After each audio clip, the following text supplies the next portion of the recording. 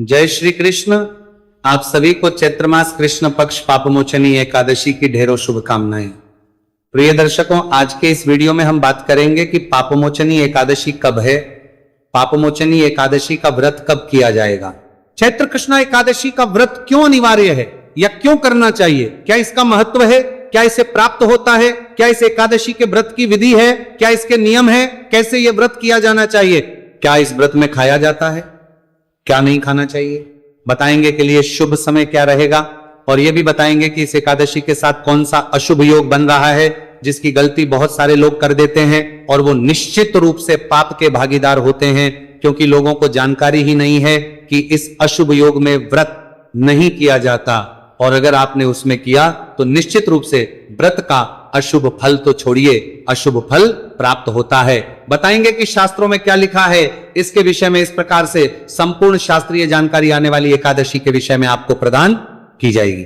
आपसे निवेदन है कि वीडियो यदि थोड़ा सा भी उपयोगी लगे तो कृपया एक बार लाइक अवश्य कर दीजिएगा अपने व्रत की सफलता के लिए और भगवान वासुदेव का आशीर्वाद प्राप्त करने के लिए कमेंट बॉक्स में अवश्य लिखिएगा जय श्री हरि या ओम नमो भगवते वासुदेवाय। आप देख रहे हैं सनातन धर्म का संसार ज्योतिष संस्थान का प्रतिष्ठित यूट्यूब चैनल सनातन धर्म का संसार धार्मिक।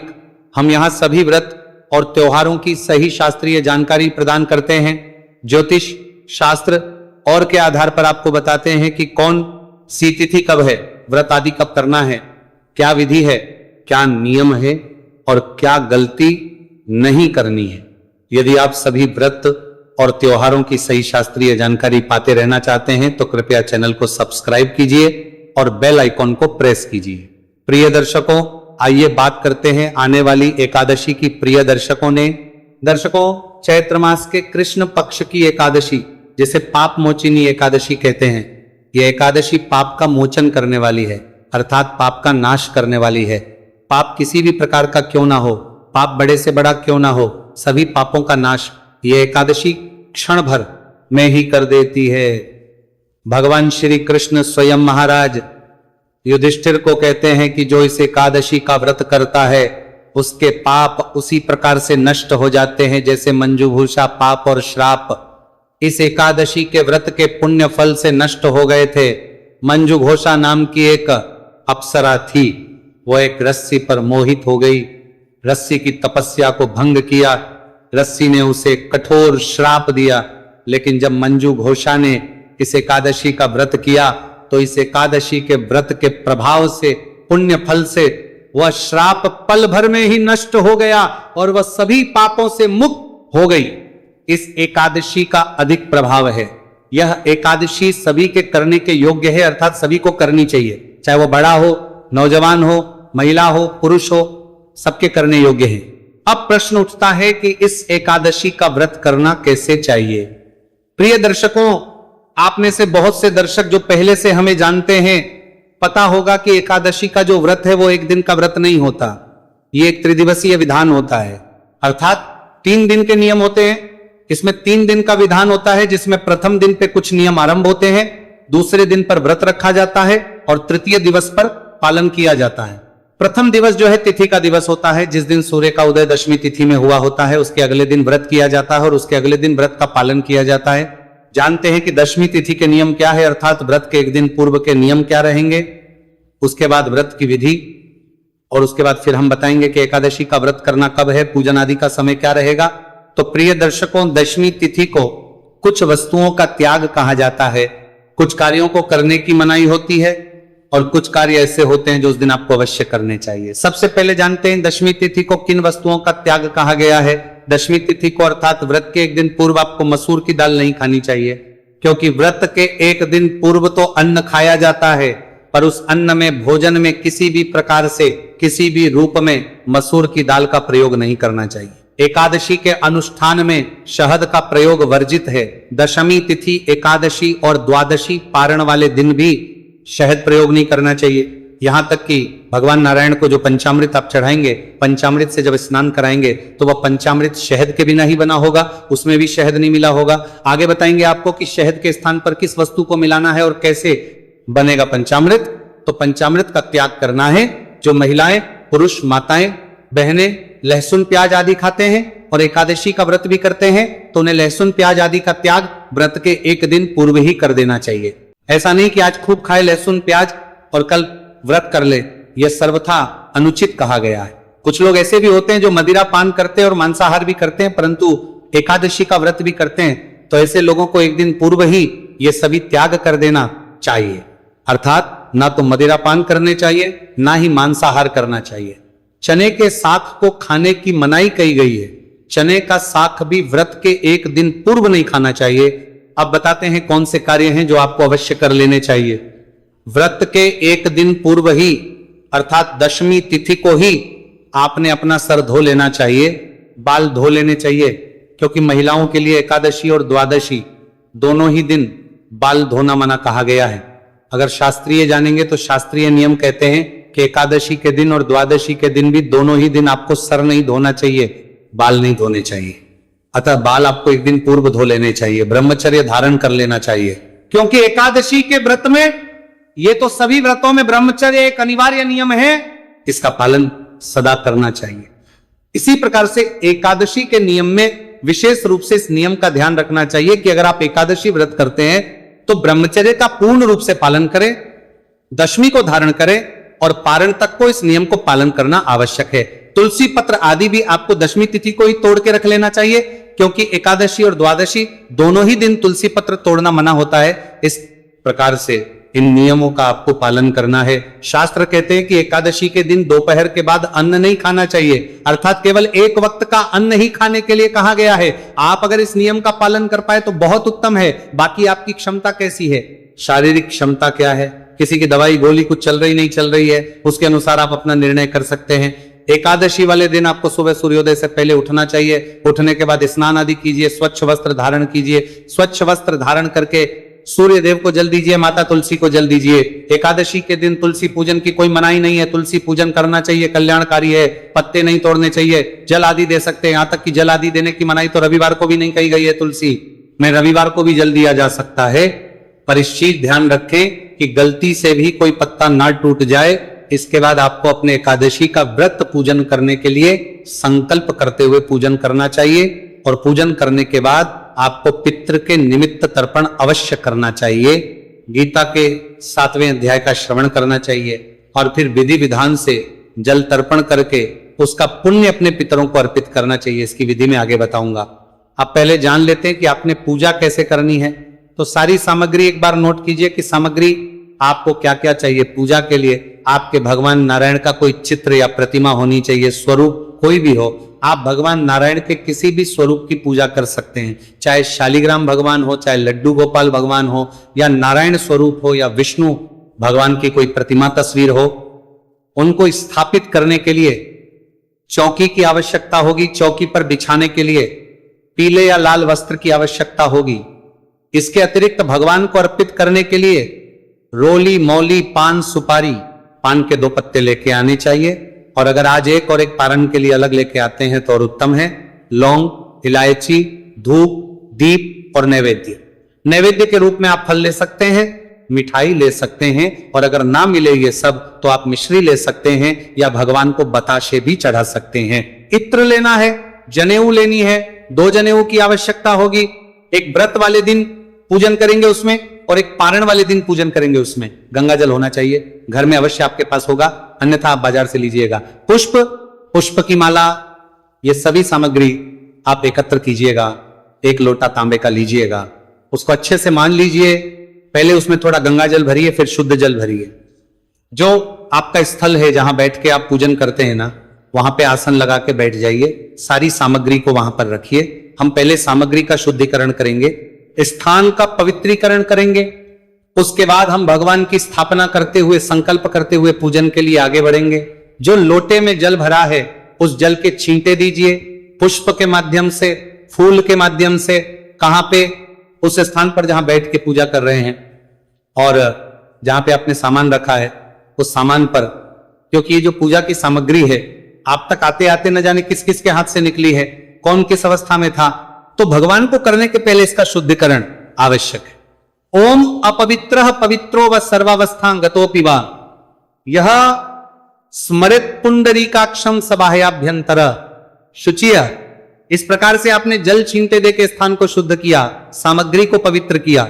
आप चौकी लीजिए, चौकी को स्थान पर बिछाइए, उसके ऊपर पीला या लाल जो भी वस्त्र आपके पास है वहां वस्त्र बिछाइए। भगवान नारायण की कोई तस्वीर या चित्र या प्रतिमा जो आपके पास है वो लीजिए और स्थापित कीजिए। भगवान के सामने दीपक रखिए। अगर घी का दिया रख रहे हैं तो भगवान की तस्वीर में या प्रतिमा के सीधे हाथ की ओर रखेंगे, और अगर तेल का दिया रख रहे हैं तो उलटे हाथ की ओर रखेंगे। भगवान के सीधे हाथ की ओर घी का दिया, उलटे हाथ की ओर तेल का दिया, और उसके विपरीत आपने धूप स्थापित करनी है। इस प्रकार भगवान की आपने स्थापना की। अब एक किसी पात्र में थोड़ा सा जल ले लीजिए, जो लोटे में आपने भरा है ना, इसी में से थोड़ा सा जल किसी दूसरे पात्र में ले लीजिए। ये आपके अपने अजमिनी आदि के लिए होगा। और उस जल में से 1 चम्मच जल अपने सीधे हाथ में लीजिए और हाथ धो लीजिए। हाथ धोने के बाद आपने जलाजमिनी करनी है। हम मंत्र बोलेंगे, एक एक मंत्र पर 2-2 बूंद जल का सेवन करना है। 2-2 बूंद की मात्रा में, इसीलिए क्योंकि शास्त्र कहते हैं निर्जला एकादशी में भी 6 मासा जल पी सकते हैं। आचमनी के रूप में इसमें दोष नहीं है। जब आप 2-2 बूंद जल लेंगे तो 3 बार में ये 6 मासा जल हो जाएगा। उतने से आपका व्रत भी खंडित नहीं होगा। अगर कोई निर्जला कर रहा है तो, और आचमनी का जो कार्य कहा गया है पूजा में वो भी पूर्ण हो जाएगा। तो आचमनी करने के लिए सीधे हाथ पे जल लीजिएगा। जितनी मात्रा में मैंने कहा है, मैं मंत्र बोलूंगा, ओम माधवाय नमः, जल लीजिए पी जाइए। ओम केशवाय नमः, जल लीजिए पी जाइए। ओम नारायणाय नमः, जल लीजिए पी जाइए। ओम ऋषिकेशाय नमो नमः, हस्तो प्रक्षालन नमः, हाथ धो लीजिए। हाथ धोने के बाद अपने आप को तिलक कीजिए, मौली बांधिए। पारिवारिक जन यदि बैठकर पूजन कर रहे हैं तो उन्हें भी तिलक कीजिए, मौली बांधिए। अब हम दीप प्रज्वलित करेंगे। दीपक को जलाइए और धूप को प्रज्वलित कीजिए। दीपक को प्रज्वलित कीजिए, धूप को जलाइए और पुनः सीधे हाथ पे जल लेके हाथ धो लीजिए। दीप प्रज्वलन के बाद हाथ धोना चाहिए। हम सबसे पहले व्रत पूजन का संकल्प करेंगे। संकल्प करने के लिए सीधे हाथ पर जल लीजिए और उसमें थोड़े से पुष्प रख लीजिए। दक्षिणा के रूप में 1 रुपए का सिक्का कम से कम रखिए, अधिक जो भी रखना चाहे वो रख सकते हैं। 3 बार बोलिए, ओम श्री विष्णु, ओम श्री विष्णु, ओम श्री विष्णु। अपना नाम, अपना गोत्र जिस स्थान पर बैठकर पूजन कर रहे हैं वहां का मकान, नंबर, क्षेत्र का नाम, शहर का नाम, चैत्र माह, श्री कृष्ण, पक्षी, एकादशी, पुण्यतिथि, आयु आरोग्यता प्राप्त यार्ताय, सुख संपत्ति प्राप्ताय, भगवान नारायण प्रसन्नार्थाय, सर्व पाप कर्म विनाशनाथाय, एकादशी, श्री विष्णु। और वह संकल्प भगवान के चरणों में अर्पित कर दीजिए। संकल्प करने के बाद अब हम पूजन करेंगे। संकल्प एक आवश्यक प्रक्रिया है, इसीलिए सभी को करना चाहिए। आप सबसे पहले हम गणेश जी का ध्यान करेंगे और उसके बाद हम आज का भगवान नारायण का एकादशी का व्रत पूजन आरंभ करेंगे। ये सही है कि प्रत्येक पूजन में सबसे पहले गणेश जी को याद किया जाना चाहिए या उनका पूजन किया जाना चाहिए। श्री का ध्यान कीजिए, आवाहन कीजिए, उनका बोलिए, गणेश जी महाराज की जय। हे गणेश जी महाराज, हमारे इस पूजन को आप स्वीकार कीजिए। हम आपका आवाहन करते हैं, पूजन करते हैं। अगर गणेश जी की कोई प्रतिमा या तस्वीर आपके पास है तो उनको साथ में स्थापित कर सकते हैं। उन्हें पहले स्नान के रूप में जल के छींटे दीजिए, तिलक कीजिए, फूलों की माला या पुष्प अर्पित कीजिए, धूप दिखाइए, दीप दिखाइए और नैवेद्य के रूप में जो भी भोग प्रसाद आपके पास है वहां अर्पित कीजिए और हाथ जोड़ के नमस्कार कीजिए। इस प्रकार से आप गणेश जी का पूजन करेंगे। आइए अब हम भगवान नारायण का पूजन आरंभ करते हैं। भगवान विष्णु का ध्यान कीजिए। विश्वधर हे जगत के पालन करता, हम आपका आवाहन करते हैं।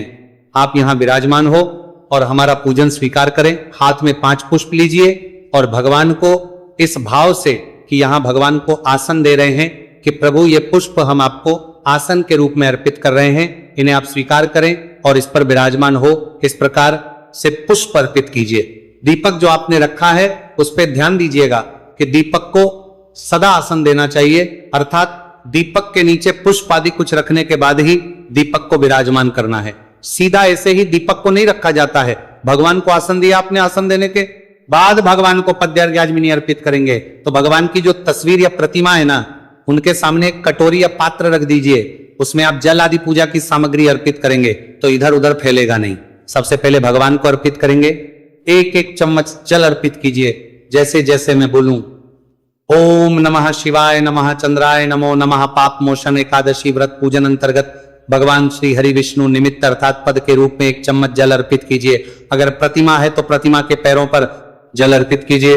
ओम नारायणाय नमः, शिवरामचंद्राय नमः, वासुदेवाय नमो नमः। अर्घ्य समर्पण, अर्घ्य के रूप में एक चम्मच जल अर्पित कीजिए।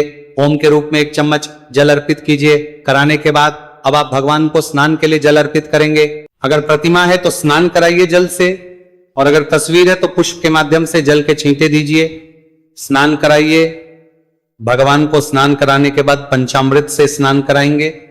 पंचामृत बनाइए, कच्चा दूध, दही, घी, शक्कर और गंगाजल से शहद का प्रयोग नहीं करना है। पंचामृत को पुष्प पर लगा लीजिए, फूल पर लगा लीजिए और वह भगवान को अर्पित कीजिए। अगर तस्वीर पर पूजन कर रहे हैं, प्रतिमा है तो प्रतिमा को स्नान कराइए। पंचामृत से नमो नमः, पंचामृत स्नान समर्पित, शुद्ध शुद्ध जल से स्नान कराएंगे। पुनः शुद्ध जल से स्नान कराइए। भगवान को शुद्ध जल से स्नान कराने के बाद प्रभु को वस्त्र अर्पित करेंगे। वस्त्र के रूप में मौली का टुकड़ा तोड़िएगा और वह अर्पित कीजिएगा। जनेऊ लीजिए, जनेऊ को रोली कुमकुम आदि से तिलक कर लीजिएगा, फिर अर्पित कीजिएगा। चित्र अर्पित करेंगे, इत्र को फूल पर लगा लीजिए और भगवान को अर्पित कीजिए। भगवान को तिलक करेंगे, ओम शिवासुदेवाय नमः शिव तिलक कीजिए। भगवान को रोली कुमकुम आदि से तिलक कीजिए। तिलक करने के बाद पुष्प अर्पित करेंगे। ओम नारायणाय नमः, शिवासुदेवाय नमः, शिवचंद्राय नमः नमः, पुष्पम समर्पयामि, मालार्पणम, गुरुमाला पहनाइए। भगवान को पुष्प अर्पित कीजिए। माला पहनाने के बाद धूपम दर्शयामि, दीपम दर्शयामि, धूप दीप दिखाइएगा। धूप दीप दिखा के समर्पण ही नैवेद्य समर्पित करेंगे। नैवेद्य क्या?